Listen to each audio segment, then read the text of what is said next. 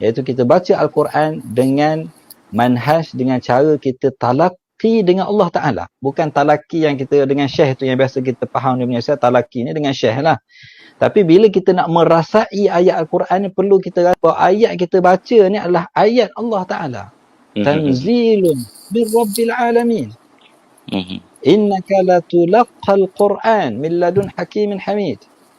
Inna sanulqi alaika qawlan thaqila. Jadi ini yang dimaksudkan dengan talaq. Kerana kita bila kita baca Al-Quran, kita rasa ini adalah kitab Allah Ta'ala, ayat-ayat Allah Ta'ala, wahyu Allah Ta'ala pertamanya kepada diri kita dahulu. Mana kepada diri kita, barulah kita akan merasai Al-Quran. Tapi kalau kita rasa Al-Quran ini untuk ustaz saja, ni untuk mufti, ni ayat ni untuk orang munafik, ni untuk orang kafir, ni untuk orang ni, jadi di manakah diri kita ketika kita baca Al-Quran? Jadi perlu kita, bila kita baca start daripada ayat pertama kita baca, kita tengok pada diri kita apa yang Allah Ta'ala tujukan. Di manakah diri kita pada ayat. Kalau Allah Ta'ala cerita contohnya pasal orang beriman, kita tengok adakah kita mempunyai ciri-ciri orang beriman. Bila Allah Ta'ala cerita pasal orang munafik, adakah kita ada ciri munafik dalam diri kita.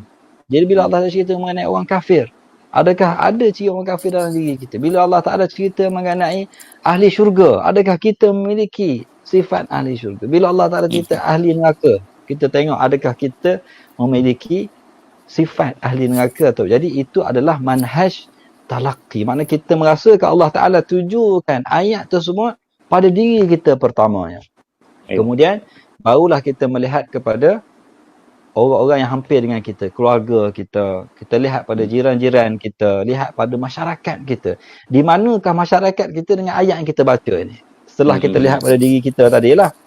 Maknanya perlu juga untuk kita melihat kepada orang yang berada di sekeliling kita. Jadi itu adalah manhaj, bagaimana kita nak baca Al-Quran, barulah kita merasai ayat tersebut, barulah ini yang dinamakan sebagai tadabbur. Tadabbur ni dia bukan hanya sekadar kita baca, kita faham, tapi kita buat. Mana tadabbur daripada kalimah dabara ni, selepas itu, lepas kita baca apa kita buat, apa tindakan kita. Jadi tindakan kita itu adalah tadabbur. Mana perbuatan kita, pelaksanaan kita pada ayat tersebut, itu adalah tadabbur. Mana bukan hanya sekadar sebagai tafakkur. Kerana kita fikir saja, oh ayat ini bagus, baik, cantik, elok. Tapi kita tak buat. Jadi bagaimana kita nak kata kita tadabbur. Jadi tadabbur itu pelaksanaan itu sendiri. Nanti kita akan lihat dalam tazkiyah yang Allah nyatakan, itulah sebenarnya tadabbur kepada Al-Quran itu sendiri.